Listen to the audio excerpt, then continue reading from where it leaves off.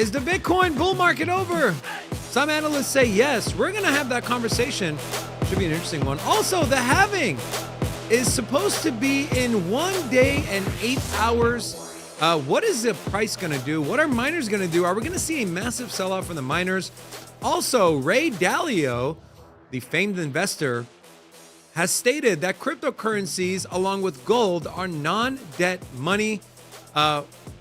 We got to show why that's so important and significant. We're also going to take a look at some prices. Money flowing into Web3, a big partnership for Aptos, and Cardano on the verge of becoming the most decentralized blockchain out there as the Voltaire era is starting to take shape with the Chang hard fork. We have that and much, much more on today's episode of Sin City Crypto. Let's get right into it.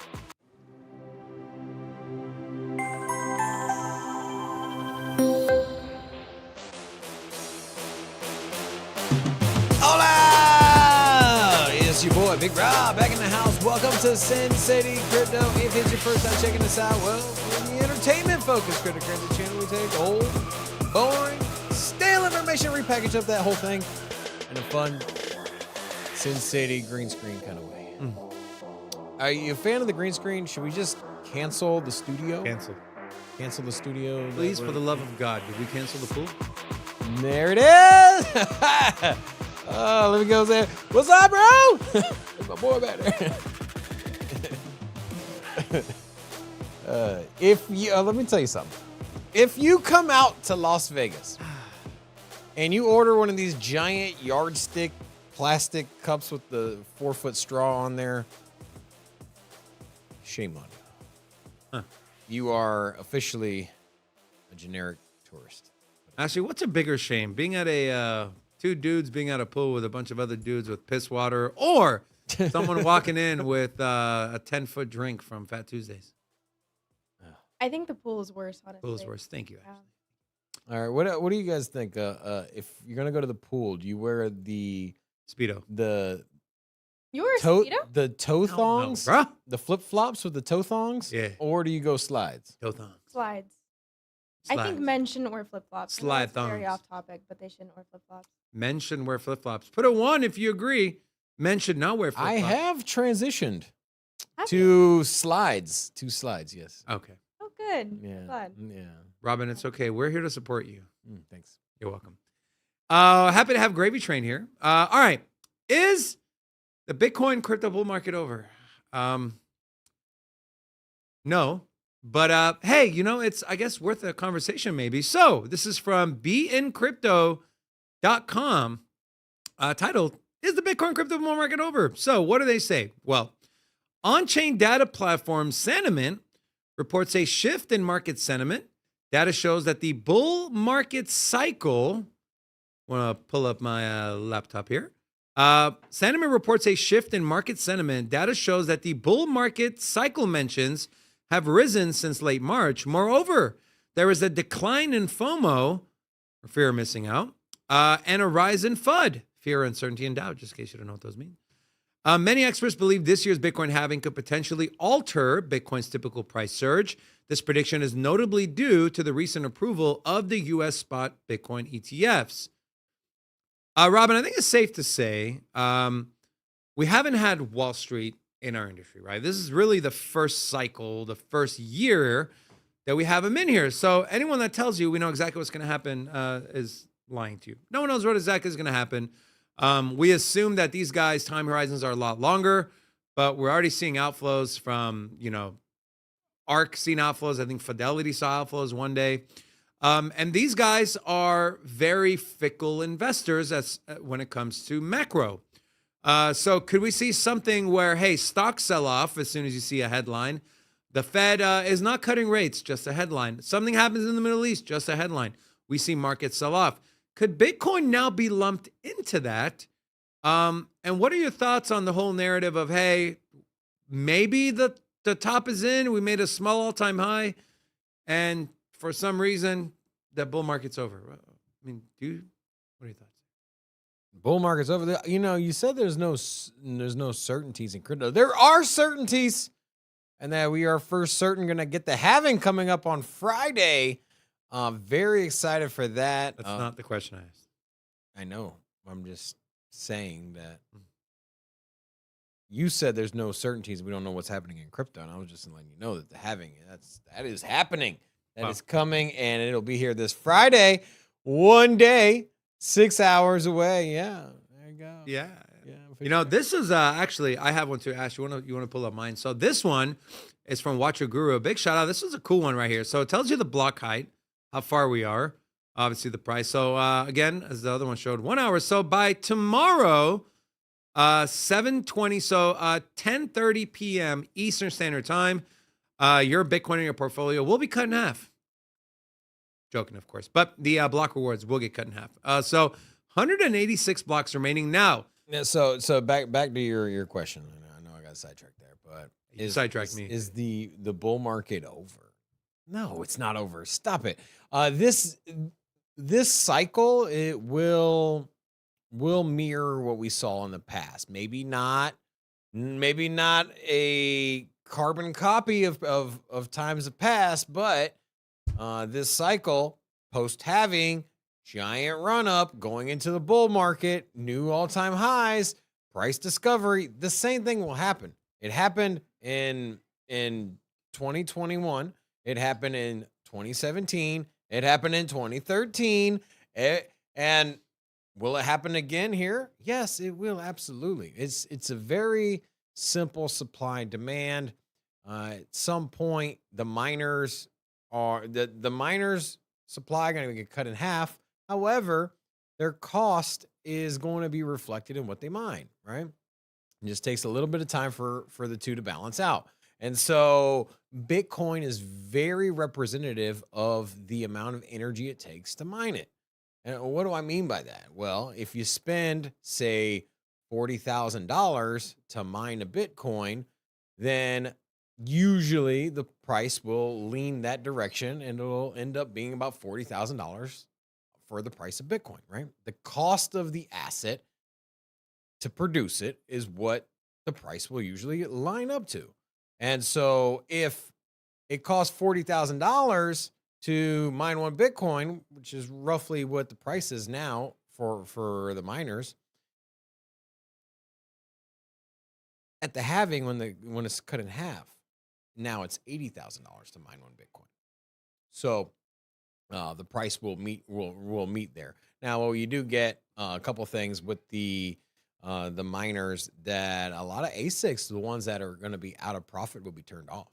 So we typically do see a drop in hash rate immediately after the halving, because it's not profitable. But at some point, they can be turned back on when the price of Bitcoin moves up. So if a miner all of a sudden, hey, we're only mining half the amount, and the cost of energy with an older miner, I'm paying $50,000, $60,000 for one Bitcoin. If the price isn't there, they might turn them off. But when the price rallies, they might turn back on later. So obviously, with a drop in hash power, you do get, if it drops enough, it's not good for the security of the network, right? It becomes cheaper to overtake the network.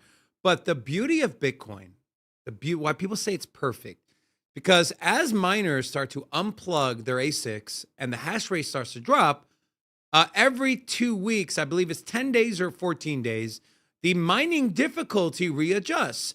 So if there's too many people plugging ASICs in, the difficulty goes up. If there's too many people pulling the ASICs out, dropping the hash rate, the difficulty goes down, enticing the miners to, hey, now it's easier to mine a block, so we don't have to use as much hash power, spending as much resources, money, to mine a block of Bitcoin. Although the mining reward is half of what it was, it's cheaper to do it now. And of course, if the price of Bitcoin continues to go up, don't get it wrong. From a demand side, the halving is good. From a consumer side, the halving is great. From the miner side, the halving is not good. Your revenue is literally getting cut in half. But the idea as Bitcoin grows is transaction fees will eventually replace the halving rewards, the block rewards that the miners get from the halving or from mining a block of Bitcoin. And also, you guys got to remember, in about 100 years, the mining reward is going to be zero. So the only way people are going to make money is from the transaction fees. And we can assume in 10 years, price of Bitcoin will be more than 60,000, will be more than 100,000. Some people think it'll be in the tens of millions. Now, I don't subscribe to that idea. I mean, maybe, but at the end of the day, as long as price keeps going up at relative to the mining rewards dipping, the miners are going to make a lot of money. Let me ask you a question. You think the price of Bitcoin is more reflected off of the supply and demand and straight buying, the amount of Bitcoin in supply not being there? Or do you think, which I was alluding to earlier, do you think the cost of the energy to produce Bitcoin is more of a representation of the price of Bitcoin? Because, the price of energy is usually a lagging indicator to the price of Bitcoin, right? And so if it costs $100,000 to mine a Bitcoin, then the price usually will get to that price, right? You'll get an equilibrium. And at the same time, if the same happens on the other end, if the price of mining a Bitcoin is very low, then usually there's a bunch of miners that miners will buy more ASICs with their profits, and in turn drive up the difficulty, which will get the price of Bitcoin to where the energy is. And so we've seen a correlation. The cost of mining a Bitcoin in energy is usually pretty spot on with the price of Bitcoin. Mining rewards get cut in half. It costs twice as much energy to produce Bitcoin. Do you think that is more of a factor? Or do you think it's just the supply and demand? I mean, Well, price alone is supply and demand, but that's in everything, right? If enough people want something, the price is going to go up. And so, from a strictly price perspective, sure. But if you want to throw in, network efficiency, take gold for example. If all of a sudden it takes, gold is a lot more difficult to find, for example. Let's just say that the mining gold costs twice as much, right? Just say, hey, for us to pull an ounce of gold out of the earth, now the price is doubled. It would increase the price of gold. But why? Because less would be mined, correct? Yes, but a lot of times they'll just raise the price, right? Or the price of the asset will rise. They don't dictate the price. The market dictates the price. But the market is representative of the cost. Right. So, for example, let's say you're a gold miner. Robin and company, they mine gold. Now, all of a sudden, you spend, let's say, $10,000 a month mining, 100 grams of gold. Now that price jumps up to $30,000 a month to mine the same amount of gold. So you're like, you know what? We're just going to stop mining. It's not beneficial to us. Guess what? If people continue to buy and less is being mined, it's the question of supply and demand. Same thing. So as long as people are buying, like, for example, if people stop buying Bitcoin, the price would depreciate very quickly. And you can say that about anything. You can say that about groceries. You can say that about cars. You can say that about anything global, anything in the world, stocks. It's all supply and demand when it comes to price. But what happens when flour, for example, becomes twice as expensive? Bread becomes twice as expensive. Correct. And if it costs twice as much to mine gold, then it might be a delayed factor, but the price of gold in the market's going to go up because it costs more money to get it, right? And we see that with just basic inflation. And so where I'm getting at is that, yes, the market is set in the short term by the buy orders versus the sell orders. But at the end of the day, if it costs 2 times as much energy, it costs 2 times the amount of money to mine Bitcoin, the price will find that equilibrium just like any other commodity. You bring up a very interesting point, because as you're speaking, what's going on in my mind is, okay, if it becomes super expensive to mine gold, they'll mine it and the price will go up, Yes. right? But people might say, hey, it's too expensive, I'm going to stop buying. Now the market is flooded with gold, and you have these gold suppliers, right? The people that buy the gold from the miners saying, you know what, we got a big backlog, we're good for now. So now they go back and like, shit, okay, well, what do we got to do? Then the price of gold starts dipping. The unique thing with Bitcoin is that doesn't matter for the consumer, right? that does not, the hash power and the energy does not drive the price of Bitcoin for the consumer. At least I don't think so. I So think it's, it does. I don't know. The thing is that the cost of energy. People aren't saying energy is expensive. Oh my God, I'm not buying Bitcoin. Don't you think that Bitcoin price is the price of the energy? Right? I mean, that's where it gets its value. No. I mean, you get millions of ASICs plugged in globally. It costs billions of dollars to mine Bitcoin, and that cost is translated. That's why people say it's digital energy, right? Because basically you're converting energy into Bitcoin, and then you can buy it, right? It's almost like a tokenized version of electricity, right? And as more and more miners plug in and more ASICs are used and the difficulty keeps going up, more and more energy is used to mine Bitcoin, and that price follows the cost of energy. And so Bitcoin itself is tokenized energy. I mean, yes, it is more than that, but it is also that, right? There's many things that Bitcoin represents, right? But one of them is, it is a representation of the energy that it was used. You're paying for the energy. You're paying the miners for mining it. And if the miners' cost doubles, if the mining rewards is cut in half, profits is cut in half, price is going to go up. Naturally. You bring up a very good talking point, and I feel like this is a conversation that can probably go on for quite a long time. And I'll kind of leave it at this. We've never seen an asset or a commodity like Bitcoin where it is what he said, kind of backed, right? It is not only a store of value, but it's also a ledger, right? It's a service.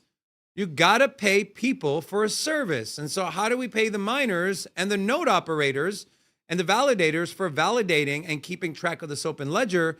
It is through mining rewards and transaction fees, but also it is a store of value. People stock up on it as a way to hedge against inflation and to store the value. So very intriguing.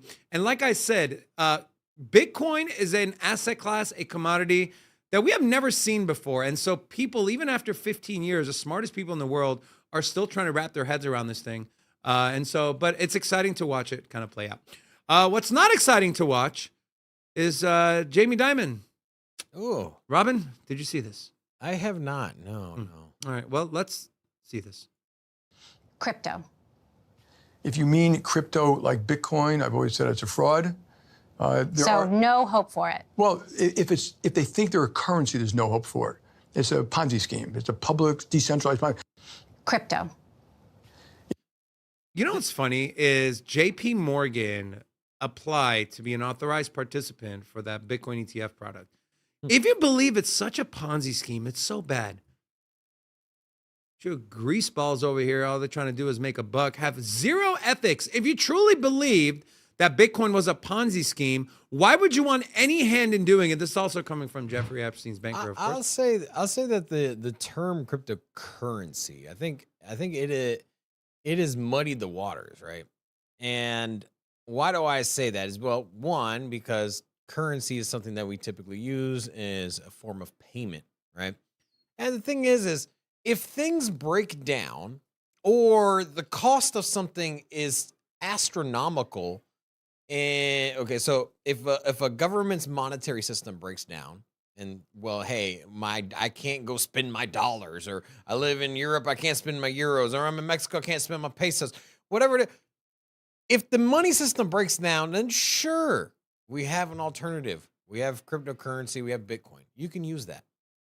But realistically, what we have here is the movement of value and the preservation of your capital that you've earned.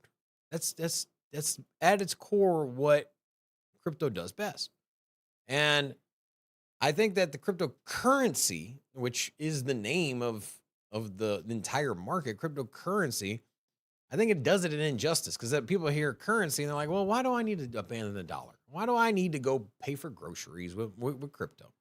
It's really not necessary. The dollar is dying. Well, the dollar as fiat the currency. dollar as a store value, right? If I get paid $1,000 from my job this week, and I gotta go buy $850 worth of items and pay $850 worth of bills. So bills plus groceries plus gas expenditures. If it's at $850 and I get paid $1,000, there's really no point in converting that $850 over to a crypto just to pay for it a day later, right?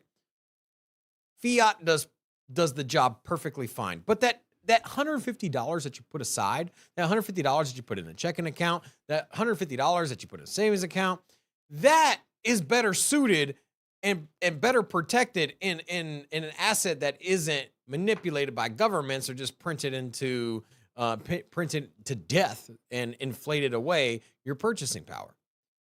And so when you talk about, hey, crypto as a currency, that's what he said. Jamie Dimon said, as a currency, it's a Ponzi scheme. Now, the Ponzi scheme, that's stupid. But I do agree, as a currency, it's really not set up for that right now, right?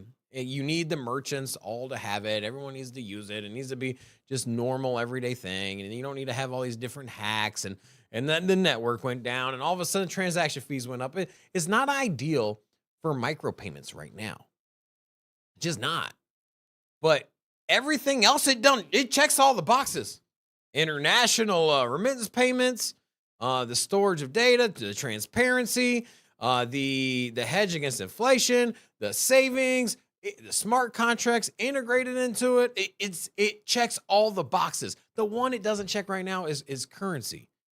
And it doesn't even need to, because if the nation's fiat system operates and the merchants can take your fiat, then there's no need to go there. Really not. If I get paid on Friday and I got to put gas in my car on Saturday, I don't need to convert it over to crypto. I don't. It's the reality of it. You should buy USDT, then bridge it over to Binance Chain, and then use that. All right. Today's show, want to give a big shout out, is brought to you by Legacy Network. Legacy is soon launching an app that's going to allow you to work on your personal development, have fun, and make money at the same exact time. One of their products I'm super excited about is time management. As you know, we have a lot going on here at Sin City Crypto. And so you do tend to lose track of time, at least me personally. And so with the Legacy Network app, you'll be able to work on that and, again, make money with the LGCT token that is launching. Make sure to join the Telegram to stay up to date and get the app once it launches first. That link is in the description of this video. Let's take a look at flows from the ETF yesterday. BlackRock, again, the only one that brought anything in, 18.1 million. Fidelity, Goose Egg. You have Bitwise and ARK saw negative flows, 7.3 million and 42.7 million, respectively. And Grayscale continued, $133 million flowed out of Grayscale, bringing us a grand total net flow of negative $165 million. We also have this from Ali Charts. Bitcoin dropping to $50,500 will trigger over $15 billion in liquidations on Binance alone. You can assume these are vast majority, going to be long positions. Don't do it, Bitcoin. 60K has been really, really strong support. I mean, I'll just take a look here. I mean, we talked about this in depth yesterday, but just Bitcoin on the daily, just perfectly. Wick, immediate positive response. Wick, immediate positive response. Yesterday, Wick, immediate positive response. And so it is a key level going back to 2021, served as resistance and support, and now has served as very staunch support. But the news here, guys, is if we drop below 60K, let's say we see price action like this, okay? Let's say we see Bitcoin, it gets a bounce, right? We come back up, we break below, we come back, retest, get denied. We're going straight down to damn it, I knew I was going to mess that up. We're going straight down to this level here. We're going straight down to about 52.5, right? Take a look at the volume range profile. There's really nothing until we get to this level, right? You have a little bit here at 56.9, And then it's a ghost town until you get, again, to that 52 to 53K level. Also, if we remove those and we take a look at our price action concepts, that is precisely where our next big order block is and our fair value gap, where we saw that massive break of structure. And we also had these 3 white soldiers, which is a very, very strong bullish continuation pattern, which saw us take Bitcoin all the way up to about $73,000. But we're seeing about 3-to-1 selling at this price level than buying. And so it'll be interesting to see. 60K is a very, very important level. Could we dip below? Yes. Are there going to be a shitload of buyers at 52K? Absolutely. Will there be some buy orders at 56, 57? Yes, of course. But realistically, taking a look, if we do start seeing those cascading liquidations, we should catch pretty strong support right around that 51 to 52K level. All right. Let's talk about Ray Dalio. So Ray Dalio tweeted this yesterday, came out with an article. Do you have enough non-debt money?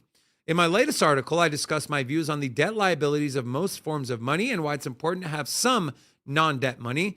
And Robin, what did he describe as non-debt money? Well, here you go. First, he shat on fiat, which good. Then he said, gold, on the other hand, is a non-debt backed form of money. It's like cash, except unlike cash and bonds, which are devalued by risks of default or inflation, gold is supported by risks of debt defaults and inflation. It is held by central banks, yada, yada, yada. Also, he goes on to say, cryptocurrencies are also non-debt monies. I don't know of any other non-debt monies, though some people might argue that gems and art act similarly because they are non-debt, portable, and widely used. Now, why is this so important? Let's take a look at someone like Ray Dalio. This man's video, Changing of the World Order, had 48 million views on YouTube. Such a good video. If you haven't seen it, oh, amazing. I've watched this probably 3 times. It is really, really good. His very book, good. The book as well is so yeah, yeah. So the reason I'm saying this is you have someone of high esteem like Ray Dalio, who's not a crypto guy, who's not a big Bitcoin guy, just very clearly, essentially, he's flip-flopped a couple times. He's been bullish on crypto and Bitcoin. He's talked about it positively, and then that was in the 2021 run-up, and then after the crash, he dismissed it and said he doesn't want anything to do with it. So both sides of the coin. Pretty important coming from him, though. All right, we have this video. This is pretty cool from Coinbase. The Bitcoin versus the dollar. Okay, let's take a look here. Going back to 2012. Let's mute that just in case it's copywritten. So this is pretty much just showing you, hey, how has the dollar performed, right? And how has Bitcoin performed? Then we saw the great flipping in 2016. You know, going back to what Rob said, right? That extra $150 that is left over, saving it in dollars versus saving it in a commodity, a scarce commodity, pizza, a scarce commodity like Bitcoin. You can see great visual representation of what you can have versus what you're going to have if you keep it in there. Also, something very interesting, Robin. So this is from Farcaster, okay? You can see here, when you go to swap a coin, which of your friends you follow hold that coin.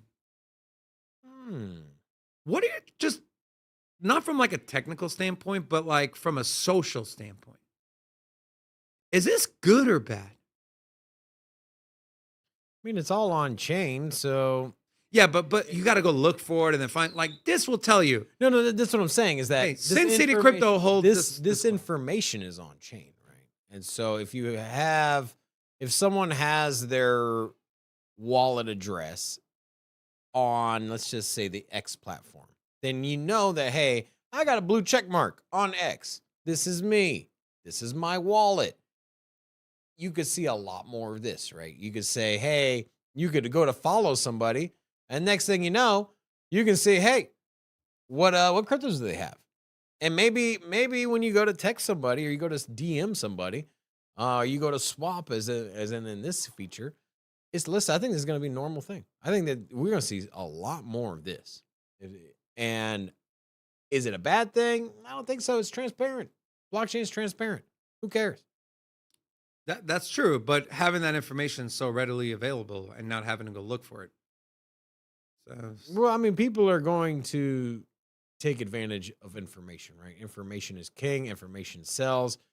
The top technology companies globally are in the information business, in the data business. And if you think that crypto is privy to that, the people won't follow the data, especially when it's all there, transparent for everyone to see. Mistaken, but I don't think this is a negative. I think that there are options to mask your identity if you choose to.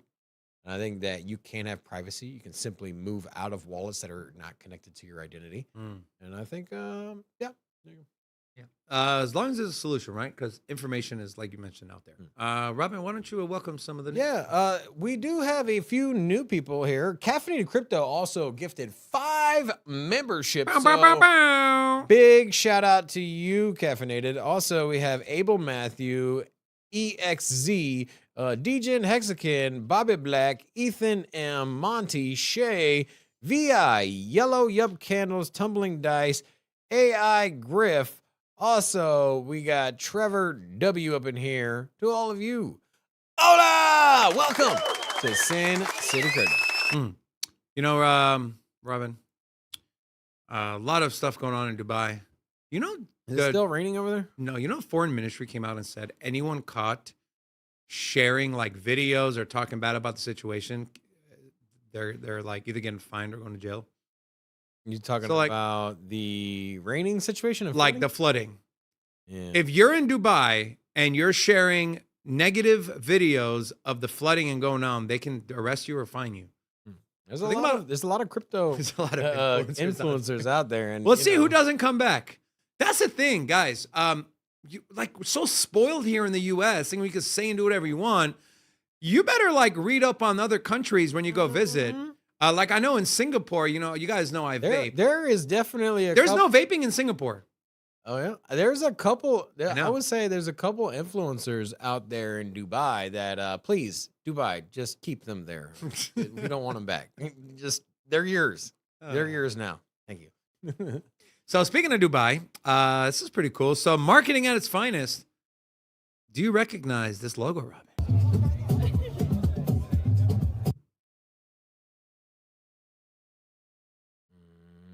Oh, what is that? That's the bonk. That's bonk, baby. Pretty cool, right? I think those are drones. That is drones. What do you think? They're fireflies? We have trained the fireflies. Thought they were in front of cameras. Thought they were the mosquitoes. I want to share a video from Dfinity. By the way, I got some exciting news. What's up? We have someone from Dfinity Labs joining us for a live interview on Monday. So if you're an ICP fan, you're not going to want to miss that. I'm not going to say who it is. Follow us on Twitter. I'll announce that either tomorrow or later today. But we're super excited to have this person on the show, talk about all things ICP, AI, the halving. It's going to be a great conversation. Super excited about that. But speaking of ICP, a video released from Dfinity unlocking Bitcoin L2s. A lot of people forget that ICP might be the best layer 2 solution for Bitcoin without giving up that security.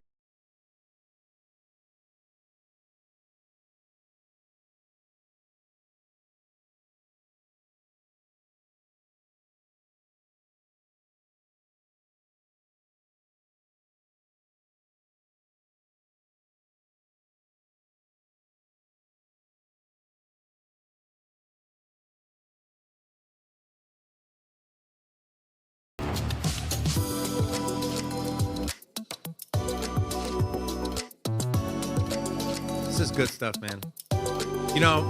A lot of the integrations of Bitcoin and tapping in is wrapping the Bitcoin, right? But what happens when you wrap a Bitcoin? You have a centralized entity. With ICP and what you can do on their network, you don't have, there's no wrapping. It's the native Bitcoin. You interact with native Bitcoin wallets from your ICP wallet, and you can tap into the liquidity natively on Bitcoin in layer 1 without any centralized solutions. So it's pretty I did some research. I was like, how are they tapping into network? And after a lot of going through the technicals of it, and we have a lot of videos that kind of dig into it, but to dumb it down for those of you like myself here, it's very similar to what you're seeing with the Lightning Network, but done through ICP. But on top of that, you can integrate smart contracts. So take the benefits and the speed of the Lightning Network, the security. Sure, there's a minute trade-off on the security compared to the base layer, but for the most part, you're getting very comparable security. Lightning Network is centralized, Rob. What's that? Lightning Network is centralized. It's a centralized solution. It is, but I mean, ICP is a centralized chain as well. It's not fully decentralized. I would argue that the Lightning Network is more decentralized than you ICP are is. high. Are you really want to go down this road right now? You're saying the Lightning Network is more decentralized. There's no token to the Lightning Network. There is a handful of developers that make changes, but at the end of the day, it is a protocol that is built on top of the base layer. Well, tell me, who controls what centralized entities control the Lightning Network? So there's a custodian that holds the Bitcoin. So when you open up these little lanes in the Lightning Network and the Bitcoin sloshes around until finally it gets settled on the native layer. Well, what does the Bitcoin do before it settles? It's every transaction when you do it on ICP gets directly settled on Bitcoin right away. It's settled in 1 to 2 seconds. So explain. It's not sloshed around. Okay, well then, David, explain to me if you're only mining a block every 8 minutes, how are you settling a native Bitcoin transaction in 1 second and having it be in real time? Block mining and transactions aren't the same thing. It sits in a mempool the same way that. Correct. It sits in the mempool, but it's settled, and then once the block gets mined, then it's done, right? But with Lightning, I would look into.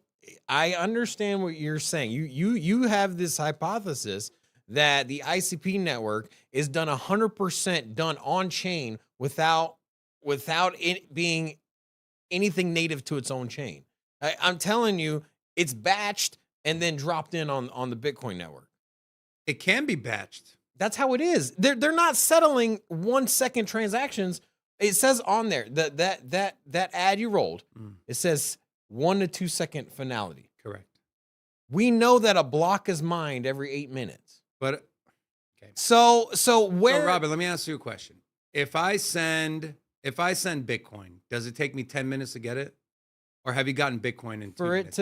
For it to reach finality, yes. That's why through multiple confirmations, correct? Yeah. So that's what the validators do. Now, but it's still not sent until the block is mined. But what I'm trying to say is all the transactions go sit in, like you mentioned, into the mempool, right? The memory pool, and then the block gets mined. With Lightning Network, that Bitcoin gets sloshed around for a day, a week, a month, a year, until finally, and I don't know exactly how it works on that level when it gets settled. But I'm a fan of ICP, but I'm sorry, it is not more decentralized than the Lightning Network. There's no token to the Lightning Network. So just because it has a token, it's centralized. There's an entire commercial for it. There's no commercial for Lightning Network. The Lightning Network was built by Bitcoin developers. I don't know the intricacies of the Lightning Network. And it is a more centralized product than Bitcoin by a landslide. Everything is more centralized. I'm not trying to sit here and say it's the same as Bitcoin, just it's done. No, I'm not saying that.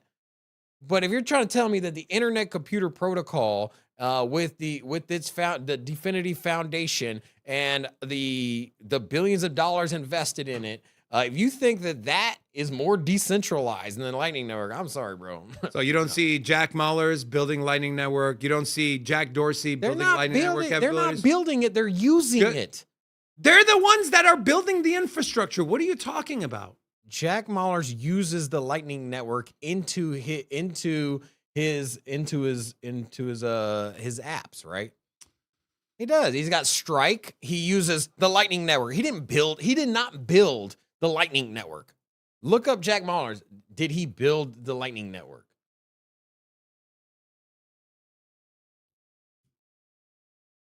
Lightning Labs, led by Elizabeth Stark, is the company that developed the Lightning Network. What I'm saying is, okay, let's Jack get one. Mallers has nothing to do with that. But they are contributing with resources, with knowledge, whatever they're doing just to using expanding the Lightning Network. It's like saying like Michael Saylor built Bitcoin. Like he didn't. He uses it. It's part of his business. It's the cornerstone of his business. Jack Mallers, okay. Jack Mallers popped up 4 years ago. 4 years ago, okay? And so the Lightning Network has been around a lot longer than Jack Mallers has. 7 years. What? I think 2017 was when the Lightning Network. Yeah, Jack Mallers, he's like, how old is Jack Mallers? You're telling me he 20. created? I didn't say he created it. You literally said. This is where a lot of our arguments get lost is, okay, I think and then let's move on from this because we have a lot to talk about. I think your argument of, and if I'm wrong, correct me, your argument of ICP is more centralized because it has a token. That's kind of what you're saying? I'm saying that's one piece of the puzzle. I'm saying that you have a Dfinity, which is a huge guy, and I am very bullish on ICP as one of my top because I say it's more centralized than Lightning Network. It is not more centralized than Lightning Network. Okay, sure. All right. Too bad the show's not 6 hours long. Okay, let's talk about, Rob, come take a look at the markets here. All right, so taking a look, Bitcoin coming in at 63,000, a nice rally from where we were at yesterday. You can see that we were at 60,000, flirting here with that major level of resistance or support, excuse me, for the last couple days. And we've looked like we're in for a reversal. And where are we going when it comes to the price of Bitcoin? Well, halving is coming up in a day. So about 20 or about 30 hours from now, we're going to get the halving. And will we get back up to 70,000? I think so. I'm very confident in that. Also, taking a look at the altcoin market, you can see here that the Akash network and KuCoin up over 4%. Gala, pretty strong performance here. We got Gala coming up almost 4% on the 24 hours. And also Stacks making big moves today. We know that once Bitcoin rallies, Stacks a lot of times also rallies. Taking a look at some of the tokens that have pulled back today, you have Core. Core has been very volatile lately in this last week. So Core up down 10%, not only in the 24 hours, but also on the week. You also have Sui down as well, Nervos and Celestia. And yeah, that'll about wrap it up. All right. Let's take a look at money flowing into our industry. So Web3 startups raised nearly $2 billion, well, $1.9 billion, in Q1 of this year, despite overall downtrend in crypto VC interest. Venture capital funding for cryptocurrency and blockchain projects has experienced its first quarterly rise since 2021. They managed to secure just under $1.9 billion in funding across 346 deals in the first 3 months of 2024. This marks a significant 58% increase from the previous quarter, offering a glimmer of hope amidst the lingering downward trajectory of overall crypto VC interest. Where's money flowing? Let's take a look at upcoming ICOs. Cross the Ages has raised $7.5 million. They're in the GameFi sector. So GameFi, blockchain service, a couple of DeFi projects here, and these are not endorsements, me saying their names, but Spin, Xpad.pro, haven't done any research on that, but they're raising money. And so, a lot of people, they hear the word VC, like, ugh, it's like a word that makes you feel dirty, right? But at the end of the day, guys, every business, every successful business, you look at Uber, Amazon, Walmart, they've all raised money. They've all got an injection of capital. You take a look at Uniswap, they raised, I think the number was $130 million. And who knows, without that money they raised while they were operational, would they still be around? We don't know that. Would a project like Solana be around with no VC funding? Maybe not. I don't know. Who knows? And we take a look at someone like Cardano, no VC funding, right? But that's just, they did everything almost perfectly, right? And they've been around for a very long time and everything's been methodical, but it's just not It's not the norm. It's not. It's that. I forget the term or the word I'm trying to use, but it is the exception to the rule. Majority of these projects, they get a lot of funding. They throw that in there into marketing, into development, they hire developers, whatever. Very little companies bootstrap from nothing and grow to multi-billion-dollar industries. So you might see VC funding as a bad thing, but hey, funding is what drives innovation and the industry forward. What are your thoughts on this year? Venture capital getting in. Yeah, money flowing back in. Making money in the bull market. Does this tell you the sentiment's changing? I mean, you knew this was going to happen. Venture capital got margin called during the sell-off, right? If you had exposure to crypto, you pretty much got hammered, hit hard. You tried not to go under, right? Because most venture capital, especially in the crypto sector, probably had some kind of exposure to Terra Luna, whether directly or through some other channels like Three Arrows Capital or some of the other projects that went under. Basically, you just tried not to go under, right? If you're venture capital, we saw a lot of venture capital not make it. And so now that is behind us, venture capital is going to do what they do best. They're going to generate capital and they're going to throw it into this up and coming. They're going to dump on retail. They slowly dump. It's a joke, I know. I mean, they do dump on retail, but they do, and you know, they provide a service. They give you equity to start your business, and then they get paid out for it on the back end. And they also take on a massive amount of risk by investing in projects that other people don't want to touch because it's a little more risk. But for every 10 projects that they invest in, they hit a home run with one, and then 8 or 9 of them completely go under. But the one is the one that gets through. So, yeah, there's that. I want to give a big thank you to Jason S. For helping me clarify the word I was looking for, anomaly. Cardano was an anomaly. So also, big shout out to a few people. Evaldo. We got Monty, Yasuha, Jim P, Mr. Pushpa, Anthony A, Mitch Lee, and Eddie PT. To all of you, hola, welcome to Sun City. Ashley, should we invest in some? I mean, classes for the second Robin can't read. group of names, the second group of names I got here, they were tough ones, man. You know, next tough ones. time, Ashley, when he's reading, he's got a little list here. I want you to pull up his laptop, not now, but the next time, so people can see the names. Read the here. Why don't you read? Go ahead, Ashley. Okay, put his laptop on the screen. There you go. Okay. Read the second group of names here. Okay, I'm gonna delete. Okay. These are. We have Evaldo Clemente, Lasiba, Monty, Yeshua, Jim Pearson, Mr. Pushpa, Anthony Ailman, Mitch Lee, and Eddie PT. Why did you struggle with that? Because I am far away, I can't see. Yeah. No. Why did Robin struggle with that? Because we need to invest in my friend. And then also we got a ICNX pronounced perfectly. Hola! Welcome to Sin City Cred. Round of applause for Robin, pronouncing that correctly. Yay! Robin, we're proud of you. I appreciate it. Can we go back to the pool? I need to enjoy Yeah, this. we're going back poolside. There it is. Ashley, it is. Will you do me a favor? Will you pick up your camera and pan it into the room, into the video room? Producer Cam. Yeah. Producer Cam first. I want you guys to see what is happening and why we got green screens, why we've been running a little Not bit. in here. But yeah, pan into the other room. So that is the room. We are currently putting up those very expensive, Robin, thank you, sound panels. We have our custom desk coming in next week. We have another desk coming in today. And so these are improvements. You miss the green screen? I mean, the pool? Yeah, I'm going to miss it so much. Yeah, I'm surprised I haven't gotten gangrene yet.